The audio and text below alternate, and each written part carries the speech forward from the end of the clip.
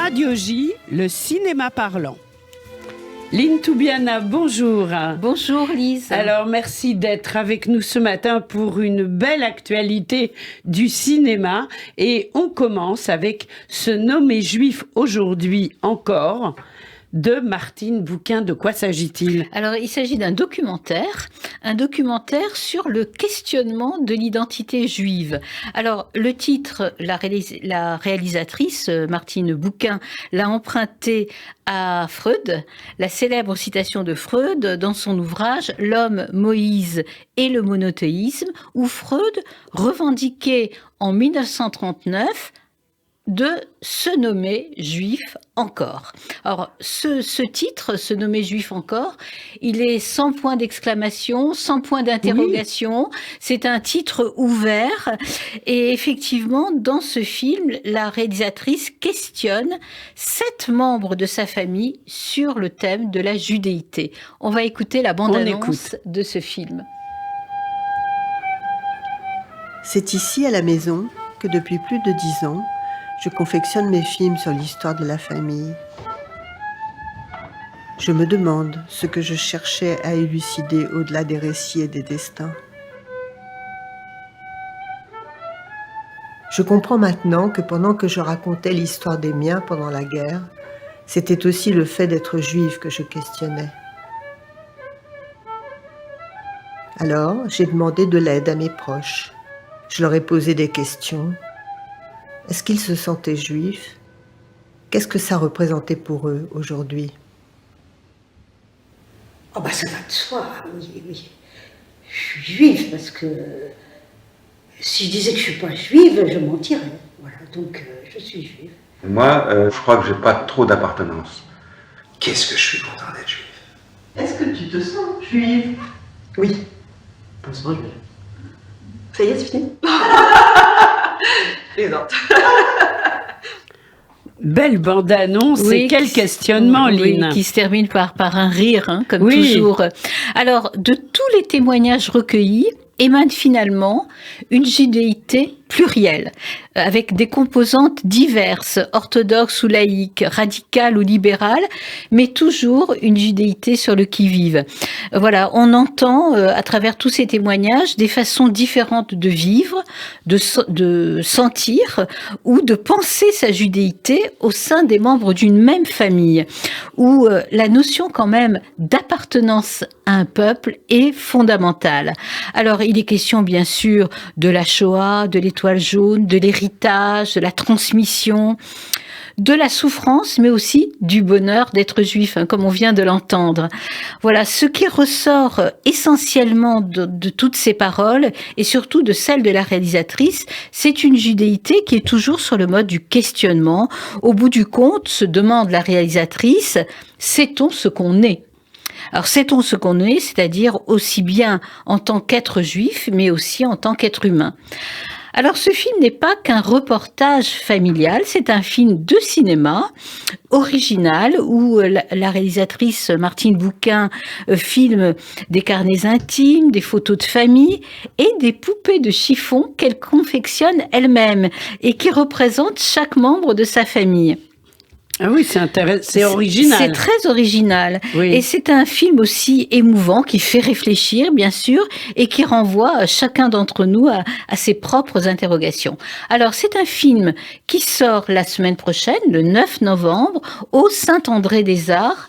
Et tous les jours, du 9 novembre au 6 décembre, il y a différents intervenants tous les jours à chaque projection. Alors, on va sur le site du Saint-André-des-Arts et on a le programme, j'imagine. Bien sûr. Voilà, super. Donc, Ce nommé juif aujourd'hui encore, de Martine Bouquin. Là, on va passer à un autre film qui est tiré d'un livre dont on a parlé quand il est sorti il y a quelques années. Vous n'aurez pas ma haine, de Kylian Ridov. De quoi s'agit-il ? Alors, Kylian Ridov, c'est un réalisateur allemand. Alors, c'est adapté du livre d'Antoine Léris. Alors, avec 2 excellents acteurs, Pierre Deladonchamp et Camélia Jordana, qui est vraiment sublime dans ce film. Alors, il s'agit de l'histoire vraie d'Antoine Léris, dont la femme, on le sait, fut l'une des victimes de l'attentat du Bataclan à Paris en 2015. Alors le titre, Vous n'aurez pas ma haine, eh bien traduit bien la volonté d'opposer à la haine des terroristes, non pas la haine des victimes, mais l'amour. Et l'amour qu'il porte notamment à son fils et à son jeune seul fils. avec son bébé. Hein. Absolument. Oui. Et à sa femme disparue. Voilà, donc on va écouter la bande-annonce de ce film aussi. À tout à l'heure, mon amour.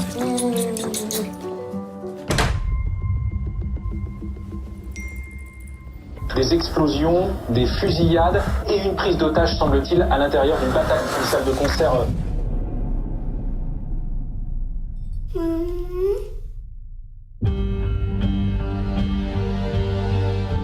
Vendredi soir, vous avez volé la vie d'un être d'exception. L'amour de ma vie. La mère de mon fils.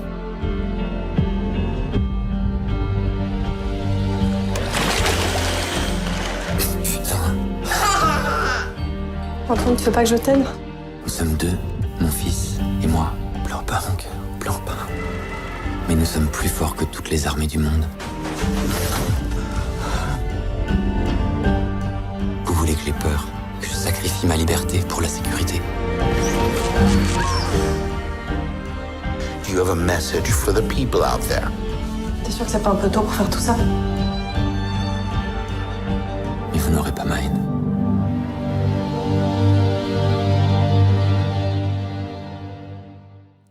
C'est très fort, hein? Oui, très fort, très, très émouvant, bien sûr. Alors, ce film, c'est comme revoir Paris et Novembre, dont on a parlé la semaine dernière, Lise. Oui. Eh bien, ce film revient sur les attentats du 13 novembre 2015. Et là, on peut dire que vraiment, c'est l'adaptation littérale du livre. C'est oui. un film, évidemment, que l'on peut qualifier d'authentique, de compassionnel, mais qui est un peu trop...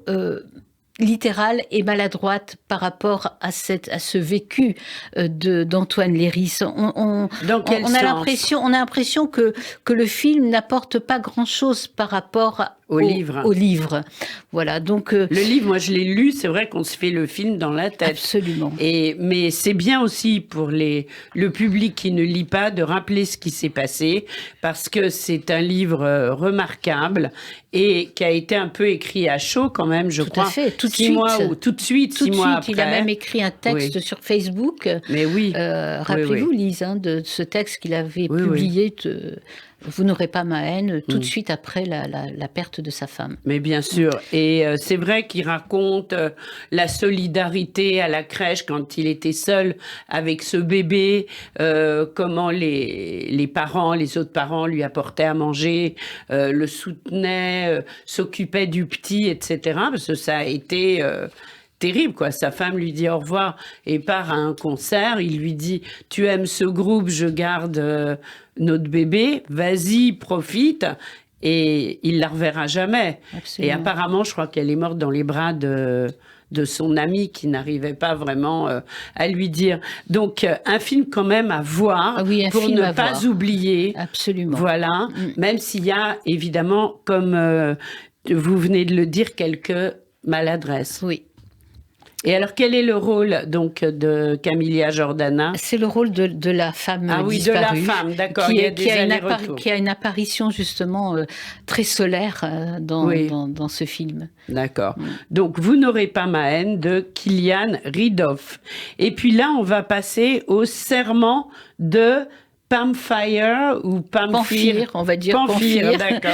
Je vous laisse prononcer le nom du réalisateur. Ah bah merci Lise. Alors, c'est le premier film du réalisateur ukrainien Dmytro Sukolitsky Sobchuk. Voilà, c'est pas mal. Heureusement, j'ai fait de l'addiction et du théâtre à un moment donné. Ça aide. Donc, c'est un film qui sort aujourd'hui, qui se passe en Ukraine, à la frontière entre la Pologne et la Roumanie, et qui a été tourné avant l'offensive russe de février 2022.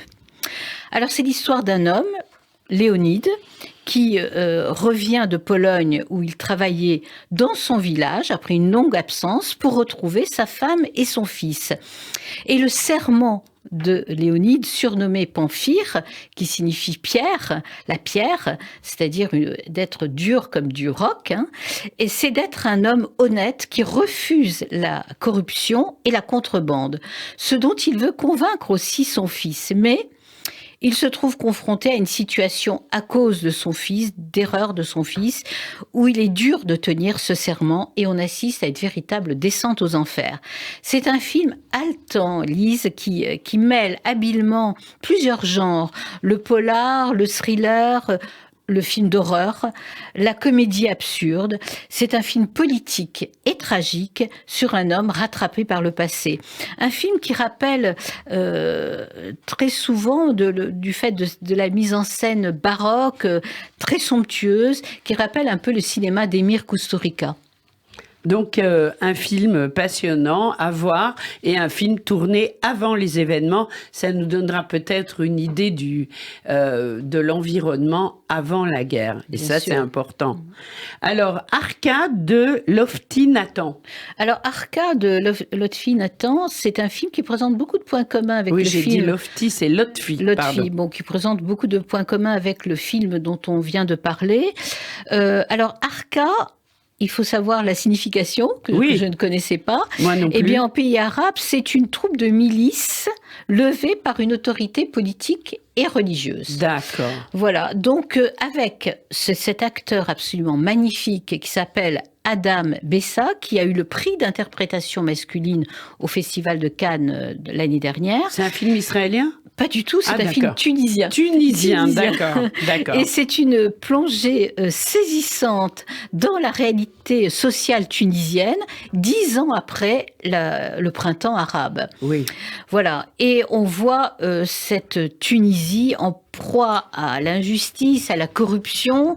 On assiste au désenchantement et au désespoir de cette jeunesse tunisienne qui ne rêve que d'une seule chose, c'est de quitter la Tunisie. Alors, le héros principal, donc, qui s'appelle Ali dans le film, est solitaire. Il ne cesse d'être humilié et il ne peut s'exprimer qu'à travers la révolte, la violence. Pour s'en sortir, il s'adonne à des trafics plus ou moins dangereux. On voit le point commun avec le personnage du film du serment de Pamphire. Voilà, la mise en scène aussi est très maîtrisée, très intense. Elle donne un caractère tragique et fatal à ce film bouleversant qu'il faut aller voir. Je le recommande chaudement. Alors donc, Arca de Lotfi Nathan. On va parler maintenant des engagés, les engagés d'Émilie Fraiche. De quoi s'agit-il ? Alors, Les Engagés, c'est un film qui sort le 16 novembre. C'est le premier film d'Émilie Fraiche, avec Benjamin Laverne, Bruno Todeschini et Catherine Niegel, d'excellents acteurs. Voilà, donc là, on passe de la frontière ukrainienne entre la Pologne et la Roumanie à la frontière franco-italienne. Ah oui. Là aussi, comme le titre l'indique, c'est un film engagé sur le sujet de l'engagement auprès des migrants. Ces migrants, vous le savez, qui traversent fréquemment la frontière franco-italienne. David, le héros principal de ce film, joué par Benjamin Laverne, accueille un jeune réfugié sénégalais chez lui, au risque d'être arrêté et emprisonné. On va écouter la bande-annonce. Que faisiez-vous en pleine montagne à 2h du matin ?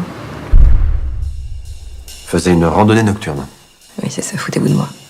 Tu te rends compte du risque que t'as pris, David ? Un homme est en train de crever dans le froid et je suis allé le ramasser. Tu sais ce qu'il a traversé avant d'arriver ici ? Il a vécu l'enfer. T'as encore faim ? Tu crois qu'il a quel âge ? Il m'a dit 15 ans. Il a traversé plein de pays, hein. Il l'a amené ce matin dans une association. Je suis sûr que ça va aller. Ne t'inquiète pas pour lui, ça va pas là si regarde. Je veux surtout pas que tu perdes espoir, d'accord ? Vous sortez du véhicule, s'il vous plaît ? Qu'est-ce qui se passe ? Les flics, ils ont le droit de prendre des gens et de les balancer comme ça ? Mais c'est des réfugiés politiques, tous ces gens. Ça les rend moins humains. Vous avez besoin de bénévoles comme nous. Ça sert à quoi, en fait ? Ça sert à être solidaire. Montrer que la fraternité, c'est pas juste un mot. C'est pas s'engager, ça. C'est se mettre hors la loi. T'es où? Qu'est-ce qui t'est arrivé là? On nous dit qu'on est des hors-la-loi parce qu'on vient apporter secours. Mais qui peut accepter ça? We want to help. Dans un monde civilisé, la solidarité ne devrait pas être un délit.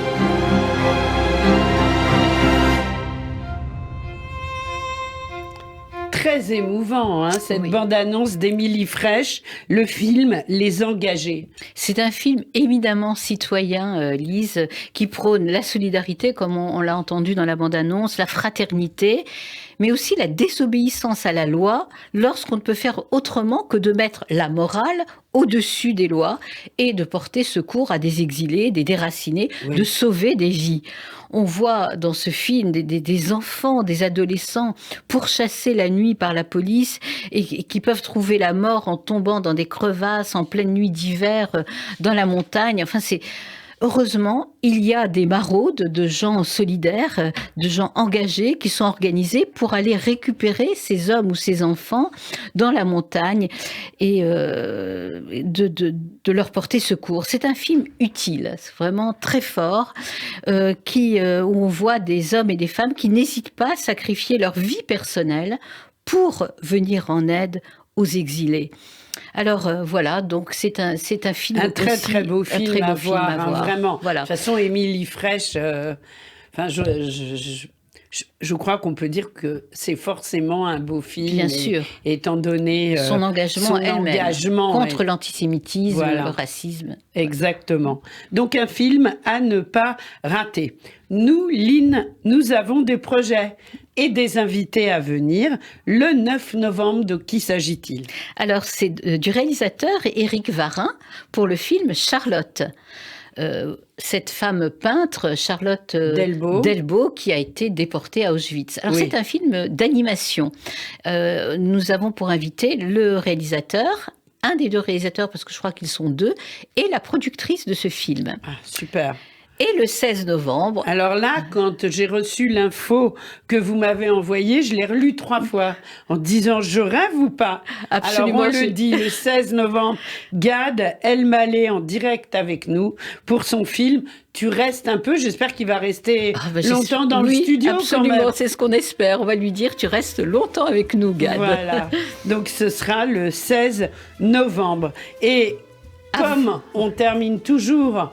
en musique, on a la chanson de Charles-Élie Couture que vous nous... C'est une chanson qui est dans le film d'Émilie Frêche, Les Engagés, comme un avion sans ailes. On écoute. Merci Lynn, à la semaine prochaine. À la semaine prochaine.